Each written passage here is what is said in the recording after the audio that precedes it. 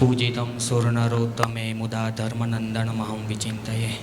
બોલો હરિકૃષ્ણ મહારાજ કી જય, શ્રી ગોપીનાથજી મહારાજ કી જય.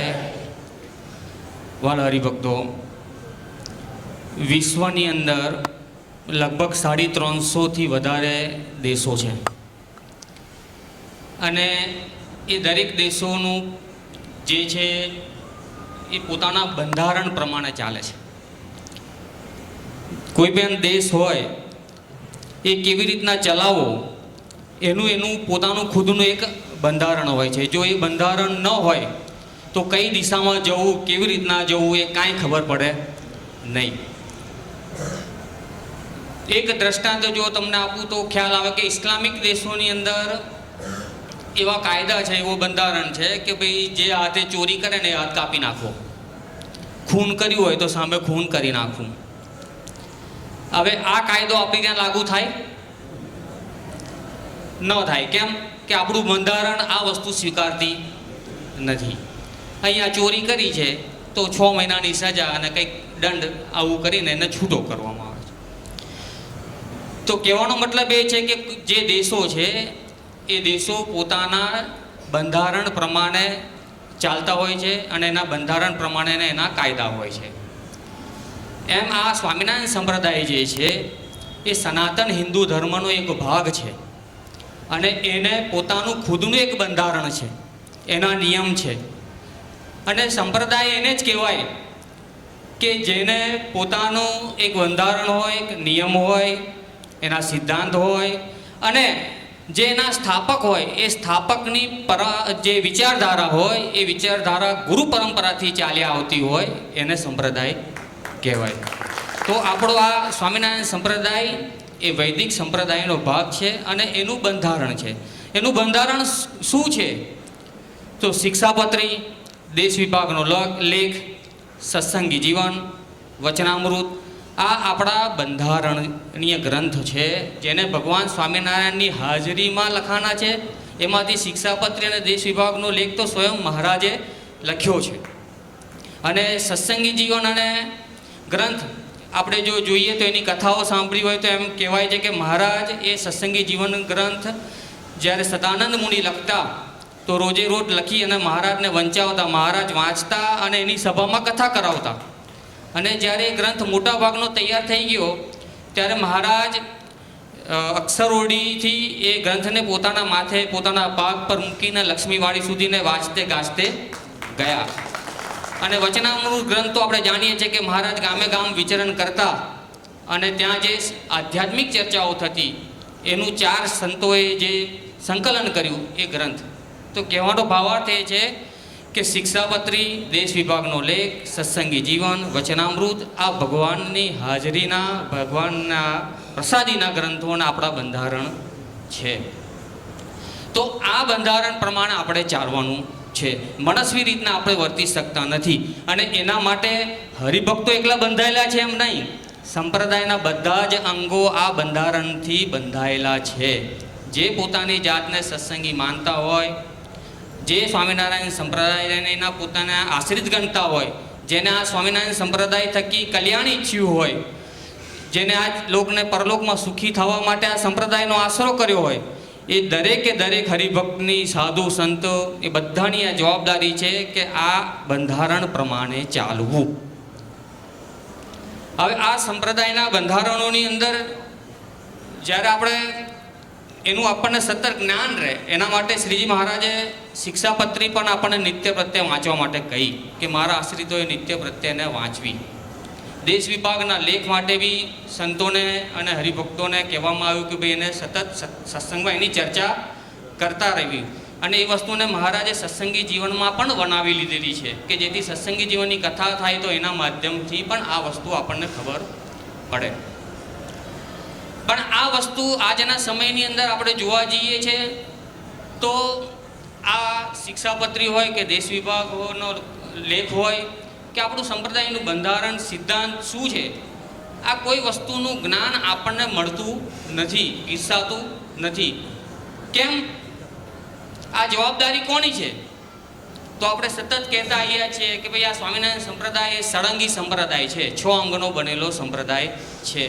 અને એ 6 અંગની અંદર સાધુ સંતોની એ જવાબદારી છે કે પોતે નિયમ ધર્મ પાળો અને બીજા પાસે પડાવો. પોતે સ્વામિનારાયણ સંપ્રદાયના બંધારણોનું પાલન કરે અને બીજા પાસે કરાવડાવે. પોતે એની કથા વાર્તા કરે અને બીજા પાસે કરાવડાવે.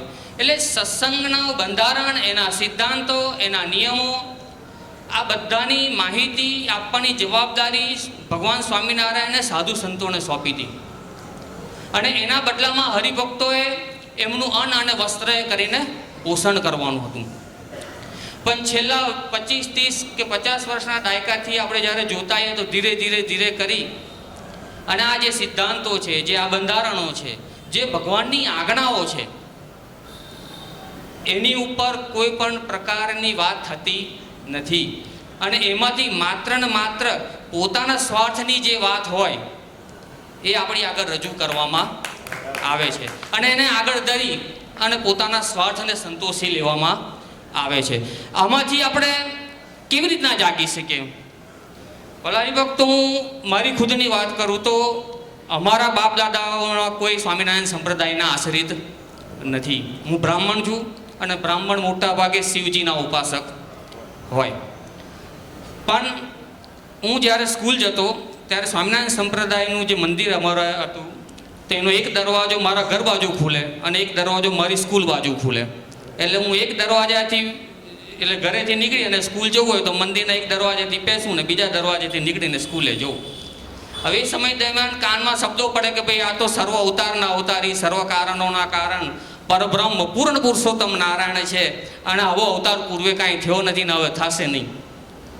એટલે આ શબ્દો જે કાનમાં પડેલા અને બ્રાહ્મણનું ખોડ્યું એટલે એમ થાય કે કંઈક જાણવા જેવું છે આ તો. એટલે મેં શાસ્ત્રોનો અભ્યાસ શરૂ કર્યો અને ભગવાનની દયા એમ થઈ કે એક હરિભગત મળ્યા અને એને મને લાઇનસર શાસ્ત્રો આપ્યા કે ભાઈ આ શિક્ષાપત્રી વાંચો, પછી દેશ વિભાગનો લેખ વાંચો, સત્સંગી જીવન વાંચો, વ્રતનામૃત વાંચો. તો મૂળ ટૂંકમાં પાયાના ગ્રંથો મારા હાથમાં આવ્યા અને વાંચ્યા ત્યારે મને એમ થયું કે ઓહો, આવો બ્રહ્માંડમાં કોઈ સંપ્રદાય નથી અને આવા કોઈ ઈષ્ટદેવ નથી કે જેને આવી રીતની સુવ્યવસ્થિત બંધારણ રચી અને સુવ્યવસ્થિત આખો સંપ્રદાય આપણને આપ્યો છે કે જેને વાંચવા માત્રથી મને એમ થઈ ગયું કે મોક્ષ તો અહીં થઈ ચૂક્યો, મારું કલ્યાણ થઈ ચૂક્યું, આમાં કંઈ કરવાનું રહ્યું નથી, બધું જ તૈયાર છે, જમવાનું છે, 56 ભોગ રેડી છે, ખાલી આપણે જમવાનું છે. ત્યારથી મેં આ સંપ્રદાયને અપનાવ્યો. બાકી અમારી કોઈ પરંપરામાં કોઈ સ્વામિનારાયણ સંપ્રદાયના આશ્રિત નથી. અને આ જ્યારે બધું બંધારણોના નિયમો જોઈને હું આ સંપ્રદાયમાં આવ્યો હતો અને એ જ હવે જ્યારે તૂટી રહ્યું છે ત્યારે મને જે લાગણીઓ છે, જે દુભાઈ છે, એનું વાત કરીશું કેમ નથી. આ થોડું કંટ્રોલથી બધી, કારણ કે આપણે મર્યાદામાં રહીને ચાલવાનું છે એટલે હું મર્યાદાના શબ્દોથી વાત કરી રહ્યો છું કે હવે આ ફરજ કોની? એમ ચાલો, તોડનારા તો તોડી રહ્યા છે. આજે છેલ્લા 20-25 વર્ષથી આપણે એમને સમજાવવાનો બી પ્રયત્ન કરી રહ્યા છે કે ભાઈ શાસ્ત્ર આમ છે, મહારાજની આજ્ઞા આમ છે, વસ્તુ આમ મહારાજે આપણને સમજાવી છે, એ આપણે કહી રહ્યા છીએ. અને સામે એવા પોતાની જાતને ભગવા વસ્ત્રધારીઓ ઊભા છે જે એમ પોતાની જાતને નંદ સંતોની તો વાત જ જવા દો, પોતાને પુરુષોત્તમ નારાયણ તરીકે પૂજાવા તૈયાર થઈ ગયા છે. અને પાછા કથામાં તો બોલે સર્વ અવતારના અવતારી, સર્વ કારણોના કારણ. તો હું એમ પૂછું કે જો તમે સ્વામિનારાયણ ભગવાનને સર્વોપરી અને સર્વ અવતારના અવતારી ગણતા હોય તો એના વચનોનું હું તમે એના જીભ પર પગ મૂકીને ચાલી રહ્યા છો અને પોતાને એના આશ્રિત કેવી રીતના જણાવો છો? પોતાની જાતને તમે મહાન ત્યાગી કેવી રીતના કહી રહ્યા છો? આ વાત કઈ સમજા ગળે ઉતરતી નથી. સમજવા જેવી વસ્તુઓ છે વાલા હરિભક્તો.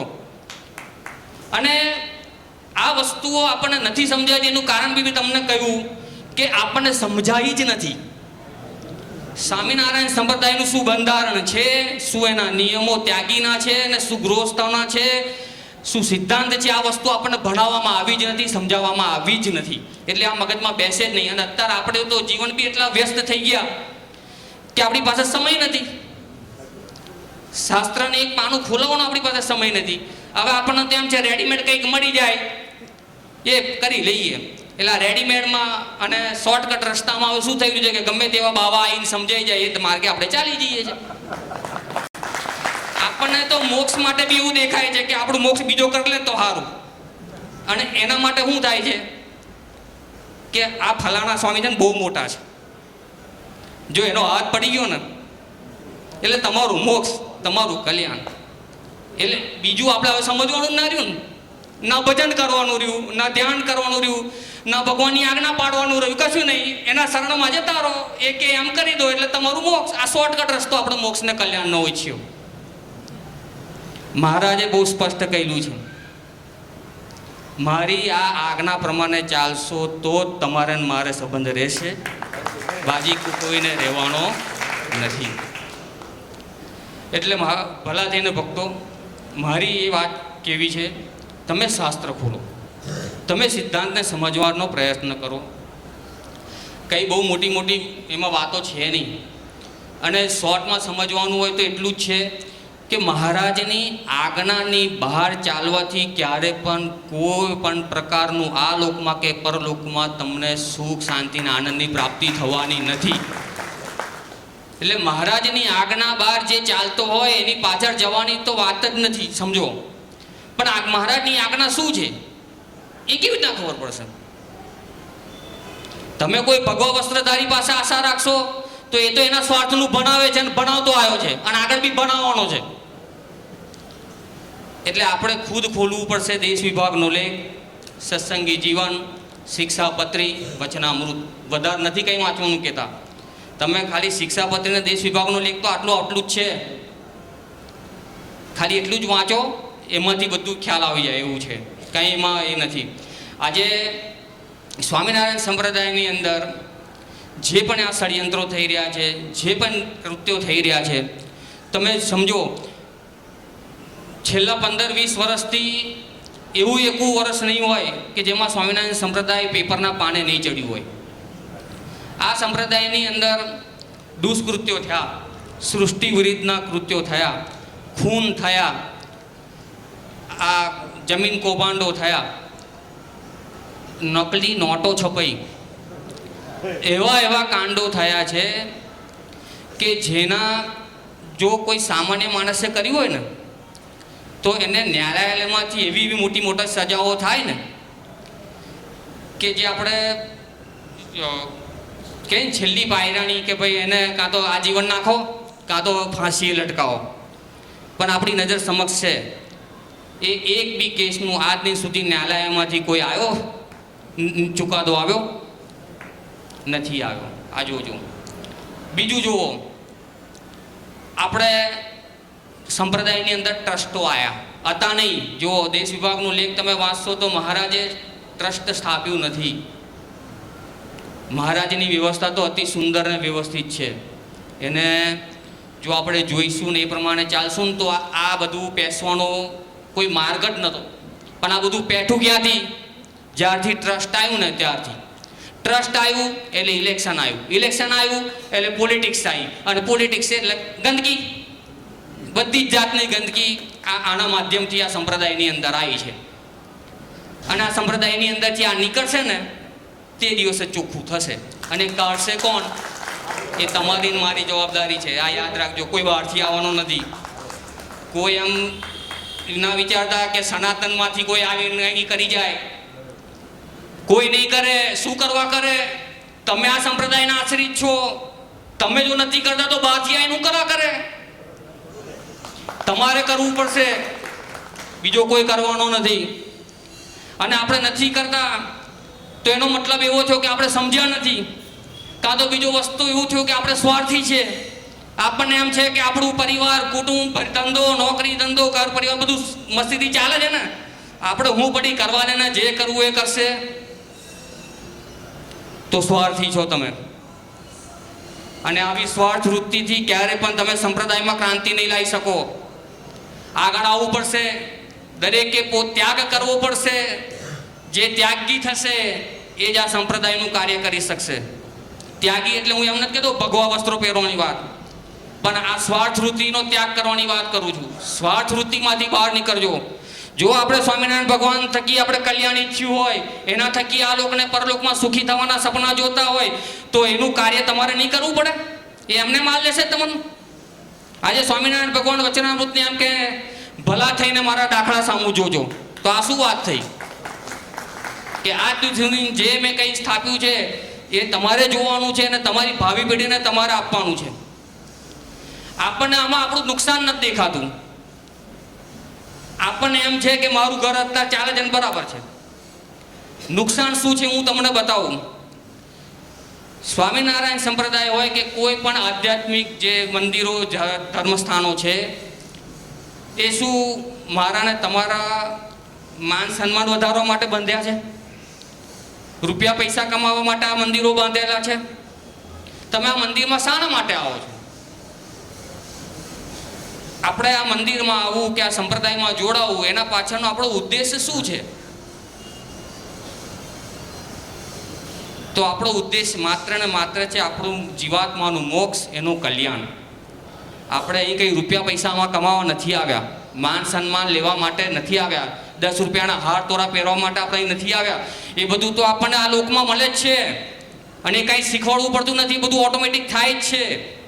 પણ આ સંપ્રદાયમાં કે કોઈ બી મંદિર સંપ્રદાયમાં તમે જોડાતા હોય તો તમારા મોક્ષના અર્થે, આપણા કલ્યાણના અર્થે, જે જીવાત્મા અનંત જન્મોથી આ ભવાટીમાં ભટકી રહ્યા છે, એમાંથી એને મુક્ત થવાનો આ એક જ માર્ગ છે, જે મનુષ્ય દેહ. અને એટલે માટે આપણે એ દેહ કરીને આપણું કલ્યાણ કરી લઈએ, એ માર્ગ આ સંપ્રદાયમાં બતાવવામાં આવે છે. અને એ માર્ગને અનુસરી અને આપણે આપણા જીવાત્માના કલ્યાણ માટે આ સંપ્રદાયમાં આવ્યા છે.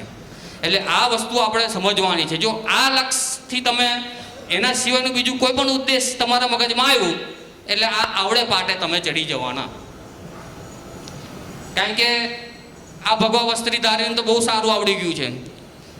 10 રૂપિયાનો હાર પહેરાઈ અને તમને સ્ટેજ ઉપર વાહ કરી દીધી એટલે અમને ખબર જ છે કે આ તો ફૂલાઈ ગયો. હવે તમારે એની પાસે 10 લાખ કઢાવવા હશે તો વાંધો આવે નહીં. અને આપણે બી એમ છે કે ભાઈ મને 10નો હાર પહેરાયો તો 10 હાલ દેવાનું. તો એ ક્યારે કે જ્યારે આપણો ઉદ્દેશ્ય બદલાયો. જો આપણે સંપ્રદાયમાં માત્ર ને માત્ર ભગવાન રાજી કરવા અને પોતાના આત્માના કલ્યાણના અર્થે આવ્યા હોય તો આ માર્ગે આપણે ફંટાવાના નથી. પણ જો ઉદ્દેશ બદલાયો કે ભાઈ મને હાર તોરા મળે, માન સન્માન મળે, રૂપિયા પૈસા મળે, મારી વાહ વાહ થાય, તો આજે નહીં કાલે રસ્તો બદલાઈ જવાનો છે, એમાં કોઈ શંકાને સ્થાન નથી. તો વાલા હરિભક્તો, આ જે અત્યારે આપણે સ્વામિનારાયણ સંપ્રદાય છે એ આપણે ધર્મયુદ્ધમાંથી પસાર થઈ રહ્યા છે. આ જે સમયગાળો છે ને એ ધર્મયુદ્ધનો સમય છે. જેમ મહાભારતનું યુદ્ધ હતું એ ધર્મયુદ્ધ છે, એમ આ બી અત્યારે ધર્મયુદ્ધ છે. કારણ કે આપણે ભગવાન સ્વામિનારાયણે જે બાંધેલું બંધારણ, એનો જે સિદ્ધાંત, એની જે આ માટે કરી રહ્યા છે. જુઓ, તમને તો કંઈ નથી મળવાનું, એને મોટા મોટા ગાડી, બંગલા, મોબાઈલથી માંડી બધી જ ફેસિલિટી એ ભોગવે છે. તમે વિચાર કરો કે જે લોકો ઘર પરિવાર બધું જ ત્યાગ કરીને આવ્યા હતા, એની અહીં પાસે અહીં બધું જ છે. બધું જ એટલે બધું જ છે. હા, બધું જ છે. આ યાદ રાખજો, મારા શોર્ટ શબ્દોમાં સમજજો, એમની પાસે બધું જ છે. અને એ કેવી રીતના છે? તમે ને હું તો રાત દિવસ મહેનત કરીએ છીએ, એ વગર મહેનતે આ બધા જલસા કરે છે. અને એટલે જ એને અહીંથી જવું નથી, સમજો. કારણ કે વગર મહેનતે મળે. અહીં આ ગૃહસ્થ આશ્રમમાં આવે તો એને રાત દિવસ મહેનત કરવી પડે. પણ નહીં તો આપણે પગે લાગીને એને આલોડું લે, વાપર ભાઈ, જલસા કર. એટલે આ જે ધર્મયુદ્ધ છે સમજવાની જરૂર છે. એને છે ને જુદી જુદી દિશામાં ડાયવર્ટ કરે છે આ બાવાઓ. મારા શબ્દો થોડો માફ કરજો, કદાચ આપણને જુદી જુદી દિશામાં લઈ જાય છે. તમને કંઈક સમજાવશે, આને કંઈક સમજાવો, આને કંઈક સમજાવશે, અને એમ કહેશે કે આ માર્ગે આ તો બધું વ્યવહારિક બધું છે, આ વ્યવહારમાં આપણાથી પડાય નહીં. તો ભાઈ તમે શું કરો છો? આ સ્વામિનારાયણ ભગવાને એમ કીધું કે મારા ત્યાગી એક ક્ષણ માત્ર બી નવધા ભક્તિ વિના વ્યર્થ નિર્ગમવો નહીં. તો અહીં તો એવું જોવાય છે કે એક ક્ષણ માત્ર જ તમે ખાલી નામ લેતા હોય, બાકીનો બધાય કલાકો તો તમે આ વહીવટોમાં જ પડ્યા છે, મોબાઈલમાં પડ્યા છે. રાત દિવસ કોને ઊંધો પાડવો, કોને બાટલીમાં ઉતારવું, એ જ ચાલે છે. કોઈ તમને ભક્તિ કરતા નહીં દેખાય. તમે તીર્થસ્થાનોમાં જાઓ, એ બાવાઓ લાઈનસર મોબાઈલ લઈને બેઠા હશે બહાર ઓટલે. તમે શા માટે ઓટલે બેઠા? ભાઈ તમારે કોને જોવું છે? ભજન કરવા આવ્યા છો ને, રૂમમાં ભજન કરો, મંદિરમાં ભજન કરો, બધું વિપરીત. તમે જુઓ, ખાલી એક બી લક્ષણ તમને ભગવાનની આજ્ઞા પ્રમાણે નહીં જોવાય. બધું જ શાસ્ત્રથી વિપરીત ચાલે છે. અને આપણા માઇન્ડમાં એમ ઘુસાડ દેવામાં આવે કે હવે છોડો ને યાર, હવે બધું થયા કરે, કળિયુગ છે. તો ભાઈ કળિયુગ છે અને એટલે જ આ બધું થાય અમે જોઈએ છે. અને એટલે જ અમે તમે કહીએ છીએ તમે ઘરે જાઓ, તમે જલસા કરો, તમારી મહેનતથી કમાઓ અને જલસા કરો. અમને એમાં કોઈ વાંધો નથી. અમારા પૈસે લેર નહીં કરતા ભાઈ, અમારા પૈસે નહીં. કારણ કે અમને રાત દિવસ પસીનો કઈથી કઈ આવે છે બધાને આપણે તો પૂર્વ જાણીએ છીએ. અને બીજું કે તમારા ધંધાને લીધે સ્વામિનારાયણ સંપ્રદાય તો એ બદનામ થાય છે. એટલે સંપ્રદાય બદનામ થાય હવે અમને પોસાય એવું નથી. આ સિદ્ધાંતો બંધારણ તૂટે અમને પોસાય એવું નથી. આપણું નુકસાન ક્યાં છે એ આપણે જે બતાવતા હતા કે જો આ સિદ્ધાંતો તૂટી જાય છે તો મોક્ષનો માર્ગ બંધ થઈ જાય છે. અને મોક્ષનો માર્ગ બંધ થઈ જાય છે એટલે તમારી આવનારી જે ભાવિ પેઢી છે એના માટે કોઈ કલ્યાણનો માર્ગ વસતો નથી. આ લોક ને પરલોકમાં સુખી થવાનો કોઈ માર્ગ રહેતો નથી. પછી માત્ર પેલું કેવું ઉદય ખાઈ ગયેલું ફર્નિચર ઘરમાં કેવું આમ શોભે એવું ખાલી ખોખરું દેખાય, પણ સેટ ટકોરો મારો તો બધું નીચે આવે. એ માત્ર પછી દેખાડો છે. મંદિર છે, દેવ છે, જઈને આવો, ટાંટ્યા ઘસો, કોઈ ફળની પ્રાપ્તિ થાય નહીં. કારણ કે અહીં જે કદમ ઉઠાવવામાં આવ્યું છે એ સીધો તમારા મૂળ પર પ્રહાર કરવામાં આવેલો છે. તમારા એટલે મારા ને તમારા બધા ના ભાઈ એમની એમ હતા કોઈ સંપ્રદાયની અંદર તમે જુઓ, શિક્ષાપત્રી, દેશ વિભાગના લેખ, સત્સંગી જીવન, આ વચનામૃત, આ બધાની અંદર જ્યારે તમે અભ્યાસ કરશો તો ખ્યાલ આવશે કે સંપ્રદાયનું સંપૂર્ણ પોષણ જે છે ને એ ધર્મવંશી આચાર્ય થકી થાય છે. સ્વામિનારાયણ ભગવાને શિક્ષાપત્રીના 41 નંબરના શ્લોકમાં લખ્યું કે ધર્મવંશી આચાર્ય થકી શ્રી કૃષ્ણની દીક્ષાને પામ્યા એવા જે બ્રાહ્મણ, ક્ષત્રિય, વૈશ્ય અને શૂદ્ર, તેમને કંઠને વિશે તુલસી બેવડી માળા ધારવી અને કંઠને વિશે તુલસીની બેવડી માળા ધારવીને તિલક ચાંદલો કરો. તો સંપ્રદાયમાં તમે આશ્રિત થાઓ છો તો બી આ અંગ થકી, શાસ્ત્રો છે એનું પોષણ બી આ અંગ થકી, હરિભક્તો અને સાધુઓને જે દીક્ષા છે એ બી આ અંગ થકી. તો કહેવાનો ભાવાર્થ શું છે કે આ સ્વામિનારાયણ સંપ્રદાયનું અંદર બધા અંગોનું પોષણ આ અંગ થકી છે. હવે એ અંગ જ તમારું કાપી નાખ્યું, કાપી નાખવાનો પ્રયાસ થયો છે. કપાયું નથી પણ કાપી નાખ્યું છે, નાખવાનો પ્રયાસ કરી રહ્યા છે. તો એ આપણે જોવાનું છે.